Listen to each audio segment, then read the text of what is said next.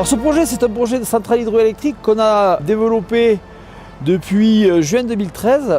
Alors le site a été sélectionné parce que c'est un site qui est très pauvre en matière piscicole et qui a une hydraulicité importante puisque la Romanche est un cours d'eau assez important qui permet des équipements de la sorte. Pendant une année, on a mis au point les détails techniques des différentes phases du chantier et le chantier a démarré à proprement parler début mai 2017. Il va se poursuivre jusqu'à l'arrivée de l'hiver et reprendra l'année prochaine au printemps pour terminer, nous pensons, aux alentours de septembre-octobre 2018. Et l'objectif est de mettre en route l'installation début 2019. Il y avait des voies d'accès, il y avait une piste qui existait, ça évitait de faire des grosses infrastructures de terrassement. Donc la conjonction d'un intérêt hydraulique majeur, une biodiversité réduite et surtout ces pistes d'accès a fait que le site était intéressant. Et puis surtout aussi, il y avait une volonté politique des élus de recevoir ce type d'installation sur leur commune. Ils sont assez promoteurs de l'énergie verte, en particulier de l'hydroélectricité. L'hydroélectricité pour nos pays, c'est l'énergie d'avenir. Ceux qui ont du vent mettent des éoliennes, nous on a de l'eau, de la pente. Il est logique que l'hydroélectricité devienne l'énergie renouvelable et propre sur nos pays. Des projets comme cette microcentrale, au niveau de notre budget, c'est quelque chose d'important parce que ça va nous aider grandement à faire un certain nombre d'investissements, d'améliorations. Et vraiment, ça a été un plaisir de travailler avec Hydrowatt. Les contraintes du développement de ce projet, c'était d'abord des contraintes environnementales, puisqu'on est dans un site qui est assez majestueux et qui est protégé. On est en bordure du parc national des Écrins et ensuite on a une rivière, donc il faut quand même préserver le milieu. Donc on a choisi d'utiliser une piste et des voies existantes pour faire passer le tuyau, qui sont des tuyaux de très gros diamètre sur une grande longueur. Donc dans un premier temps, il a fallu convaincre les autorités que les impacts environnementaux étaient réduits et largement compensés. Puis la deuxième phase, ça a été de mettre au point la technique pour la pose de tous ces ouvrages et de tous ces ensembles.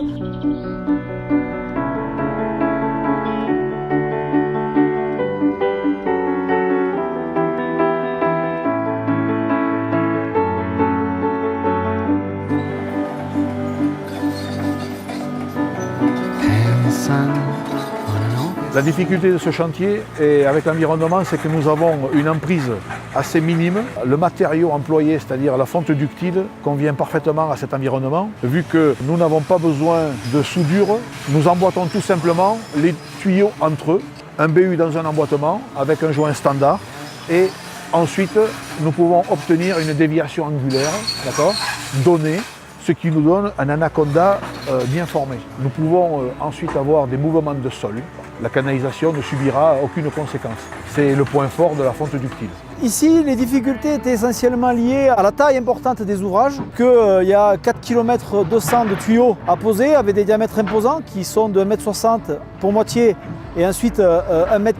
Donc il fallait quand même qu'on ait des axes de passage ou des voies. Cette conduite forcée est composée de 2000 m de tuyaux en diamètre 1600 et 2000 m de tuyaux en 1400. Tuyaux en fonte ductile, ce qui représente 500 tuyaux. 500 tuyaux qui pourraient faire 500 camions. Et Saint-Gobain-Pam a opté pour le télescopage, c'est-à-dire un tuyau 1400 emboîté dans un tuyau 1600, ce qui nous a donné et diminué de 250 camions. Pour l'environnement, c'est un impact assez important. Les tuyaux font 8 mètres. 8 mètres 25 de long. 7 tonnes, 7 tonnes 5, le 1600.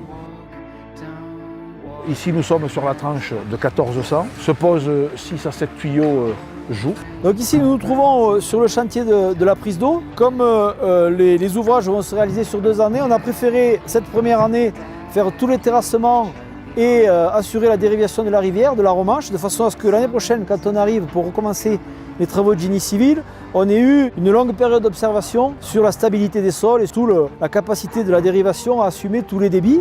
Les terrassements ont été faits à la côte quasi définitive et puis la rivière a été déviée, ça fait 8 jours.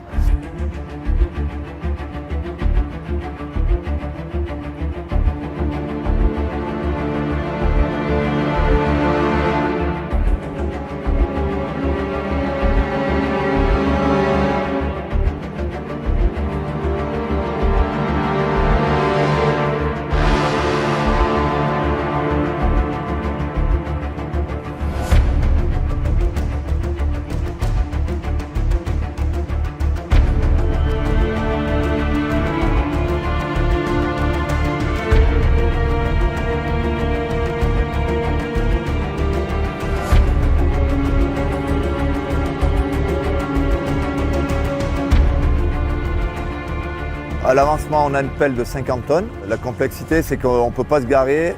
Les camions sont obligés d'attendre. Il y a des longues marches arrière à faire. Il faut jongler entre les arbres et les tuyaux.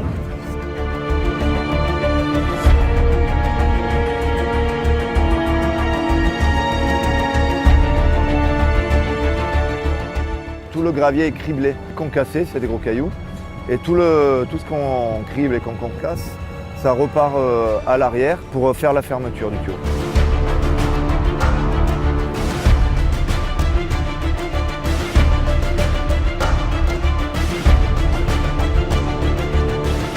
Et donc à l'arrière, on dépose un réseau d'eau usée qu'il faut reposer derrière.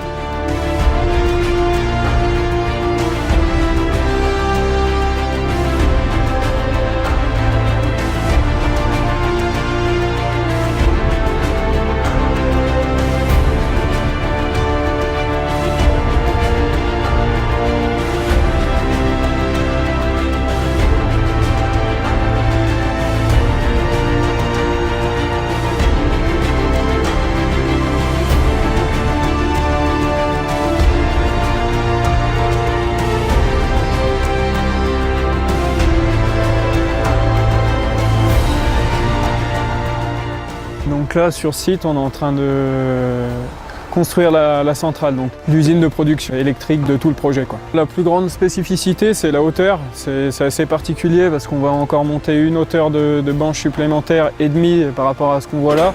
Donc c'est un bâtiment qui va monter à plus de 10 mètres de haut. La puissance installée électrique, elle est de 3,6 MW.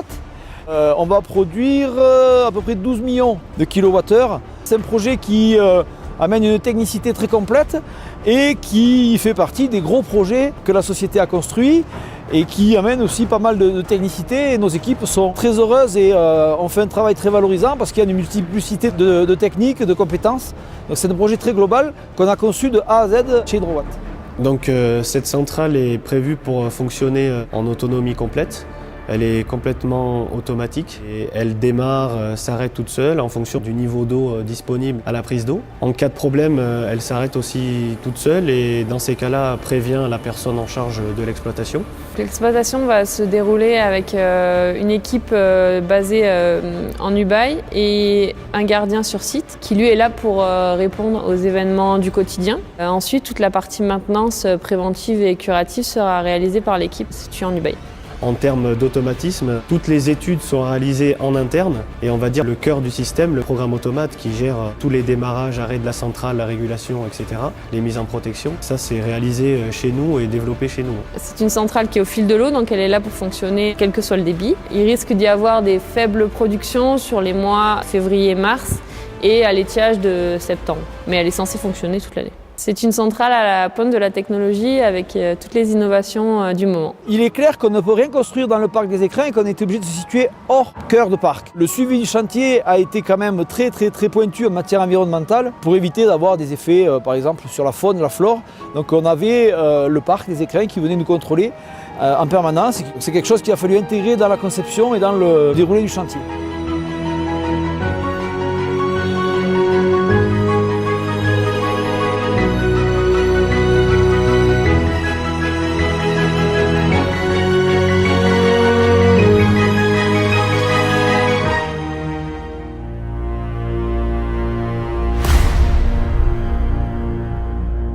Le 6 août vers 17h, on a subi un important sinistre sur le chantier. Il y a un énorme orage qui s'est abattu sur le haut du glacier du Tabuchet et qui a créé ce qu'on appelle une lave torrentielle. Donc c'est un front de matériaux important d'une hauteur d'à peu près 10 mètres qui s'est abattu sur le chantier. On estime à entre 10 et 15 000 mètres cubes de matériaux qui sont descendus et qui ont complètement enseveli le chantier et le terrassement et la rivière a repris ses droits. Il n'y a pas eu de dommages matériels majeurs sur l'ouvrage qui est en cours de construction, mais il a fallu 4 semaines avec des gros moyens de terrassement pour déblayer et puis pour retrouver le terrassement tel qu'il était initialement pour continuer le chantier. La première chose qu'on a fait, c'est qu'on a vérifié si l'ouvrage tel qu'il était conçu aurait pu résister à cet impact, c'est le cas. Donc on n'a pas eu à le renforcer.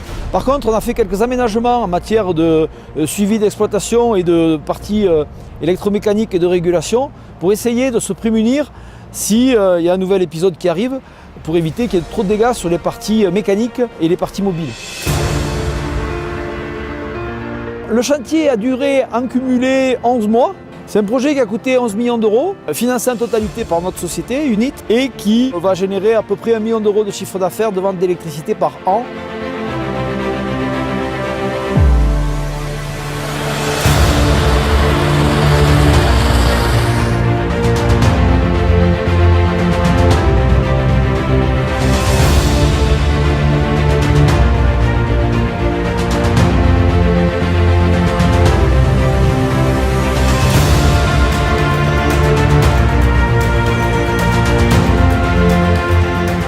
Le problème du glacier qui fond et des changements climatiques, c'est une vraie préoccupation pour notre métier parce que le glacier a une vertu, c'est qu'il sert un petit peu d'éponge et de stock et ça évite que l'eau qui tombe sur le glacier ne tombe dans les vallées rapidement. Il est maintenant clair qu'il perd à peu près 2 mètres par an, il y a 60 mètres de glace, donc ça veut dire que dans 30-35 ans, les spécialistes s'accordent pour dire qu'il n'y aura plus de glacier et là ça va poser un problème.